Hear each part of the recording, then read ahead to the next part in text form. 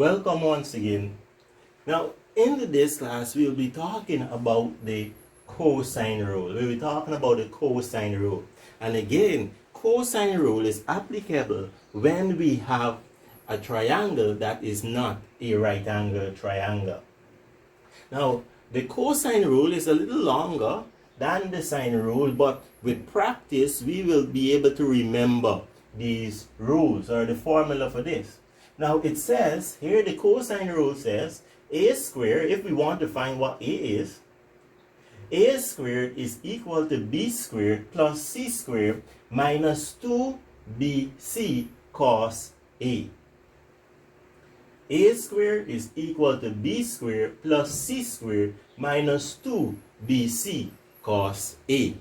Notice several things.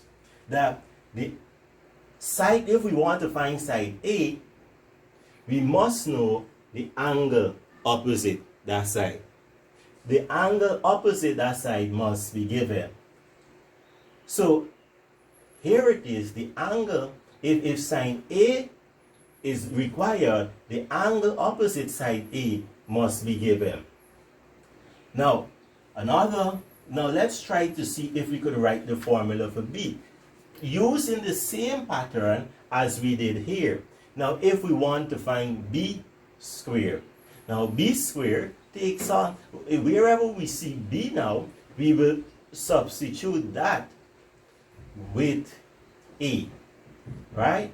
And where we see a, we will substitute b. So b squared is equal to a squared plus c squared minus 2ac cos, the side we want to find is b, so the angle must be b. Let's just pause the video and see if you could find out the formula if we need to find the side c using the same pattern here. I hope you would have done it, and you have this same formula that we will have. C squared will be equal to a squared plus b squared minus 2ab cos c, right? So practice writing it and you will become proficient at remembering the formula. Now, to find the angle, the cos A is equal to b squared plus c squared minus a squared over 2bc. The angle, when we need to find the angle, this is the formula we use. B squared plus c squared minus a squared over 2bc. Or if you want, we could use this same formula and just transpose to make cos A or the angle that we need the subject of our formula. So what we will do is use the same pattern to see if we can get the formula to find cos B, to find what cos B is. So let's go ahead. And I know you boys and girls can get that. You're brilliant enough. So let's see how we will get it. So again, we now want B. So that will be a squared plus c squared minus b squared over 2ac. And I hope you would have gotten that correct. And if you did, give yourself a tap on the shoulder. So what you can do is pause the video and see if you can derive the formula for cos c. Now that you have finished, let's see if we have the same answer. So cos c would be equal to a squared plus b squared minus c squared over 2ab. And if you have that formula, you are correct. Now, when do we use the cosine rule? The cosine rule is used on two occasions. first occasion when we have two sides and an angle, and the angle is found between the two given sides. So side, angle, side. Side, the angle between, and the side. And if we want to find this side, we have the angle to find the side opposite it. So, or another case where we use the sine rule is, or the cosine rule, sorry. Another way we use the cosine rule is if all three sides are given and none of the angles. So the cosine rule is used when we have a side, two sides, and an angle between those two sides, or all three sides are given and we have to find an angle. And in our next video, we will work some questions based on our cosine rule. In today's lesson, what we will do is use our cosine rule to find the length and to find an angle. So let's start with the length. Now, remember we said in our last class, we use the cosine rule when two sides are given and there is an angle between those two sides. So here we have our two sides. Here we have an angle between those two sides, and the side opposite is what we require. Side opposite is what we require. So what we need to ascertain is which letter here represents x. Which letter here represents x. Remember, x is the side that we need. So the letter that represents x will be A. The letter that represents x will be A. And the angle opposite x, that is the capital here, A, that we're talking about here. So x will be represented by common A, and capital A will be represented by 51 degrees. Now, you might ask, so that which one is B and which one is C? Is 7B or is it 12B? It doesn't matter which one is B and or C, right? We will have the same answer. So the main thing we need to know is which letter here represents A. And the letter that represents or A is our x. The side or the angle opposite x, 51. 7 could be B or C for this question, right? Same answer we will arrive at. So let's rewrite it using the information given here. So A x squared is equal to 7 squared plus 12 squared minus 2 times 7 times 12 cos 51. Now, next, we simplify. X squared is equal to 49 plus 144. Take 12 times 7 times 12 times 2. 2 times 7 times 12. And that will give us 168 cos 51. So x squared, so we can add here 49 plus 144 will give us 193 minus 168 cos 51. Now, we need to be careful here, because here is where lots of students make a simple error. Some persons subtract this. They subtract 93, take 168. That will be incorrect. That will be incorrect. First, we need to multiply 168 by cos 51. Then we subtract. Do not subtract this before we multiply, or hence your answer will be incorrect. So x squared is equal 193 minus, so 168 times cos 51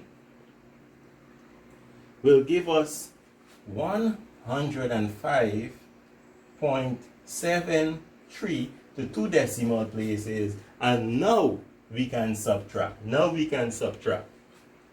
So x squared is equal to 193 take 105.73, which will give us 87.27. Right? Now remember, what we want to find is x. We want to find what x is. So to find x, we have to find the square root of 87.27.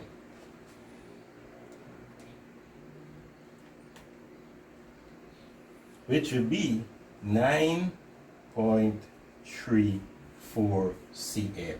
Alright, so the side x is equal to 9.34 cm. Okay, now let's go and find the angle. Now here we need to find what is angle x and angle y. Let's start by finding what is angle x. So here we need to identify which letter, since we want angle x, which letter represents A, B, and C. So again, since we need angle x, the side opposite this angle, right? So x will be, let's use B in this case, x will be B. So that's the angle we need to find. So cos x, that's the angle we need, is equal. Now remember, B, if it's cos B, we're subtracting the subtraction sign takes the side opposite of B. So here, if cos B or cos x, the side opposite the x, the angle x is 4. So this 4 will represent what B is. So A and C will be the other two sides that are given. So in this case, we will have 11 squared plus 13 squared minus 4 squared, right? Because the 4 is opposite the angle that we need, over 2 times 11 times 13. All right? So just ensure that the angle we're finding for, the minus sign, the minus b squared, the minus, that is the side opposite the angle we need. So let us work. So 11 squared will give us 121, 13 squared 169, and 4 squared will give us 16, over 2 times 11 times 13, which will be equal to 286. 286. Now, cos, all of this is equal to cos x. So let's simplify. Cos x is equal to 121 plus 169 take 16, which will give us 274 over 286, and we divide 286, which will give us approximately, so cos x is equal to approximately 0.958, and to find for x we do the cos inverse of 0.958. Or what we could have done is use here x, say x is equal to cos inverse 274 over 286, And this will give us a more accurate answer. So let's do that. So cos inverse 274 divided by 286, which will give us x is equal to 16.66 degrees. All right, so we have this angle x as 16.66 degrees. Now what we will do next is find for the angle y. Find for the angle y. Now the angle y, to find the angle y, let's set it up. Cos y is equal to, remember, this is y and the side opposite y is 13. Side opposite y is 13. So 13 will be in this case. So what we will do is 4 squared plus 11 squared minus 13 squared over 2 times 4 times 11. 2 times 4 times 11. So notice what we did. The angle we need, the side opposite that angle, that is what we are subtracting there. So what we will do next is simplify. So we'll have 16 plus 121 minus 169 over 88. Now that's equal to cos y. So that will give us 116 plus 121 take 169 is equal to negative 32 over 88. Now, one thing I want us to know. Once this answer is negative, when I work that out, this answer is negative, I know I will have an obtuse angle. My answer will be an answer between 90 and 180. I will have an obtuse angle. So y will be equal to, and please, you have to put in this negative sign. Please put in that negative sign. All right? Don't leave it out. Cos inverse negative 32 over 88. All right? We must put in a negative sign, because once this is negative, once we work this out and we get a negative, we know definitely we will have an angle more than 90 degrees but less than 180. So the cos inverse negative 32 divided by 88 will give us, you see that? Y is equal to 111.32 degrees. Right? Y is equal to 111.32 degrees.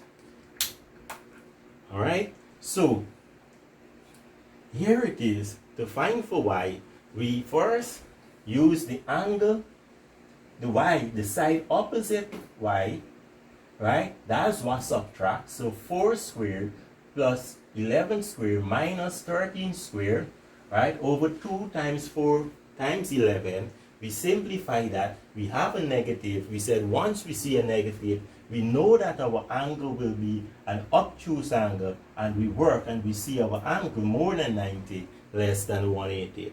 In our next class, we will see how to, we will have to decide which rule we will use, either cos rule or sine rule, to complete our question.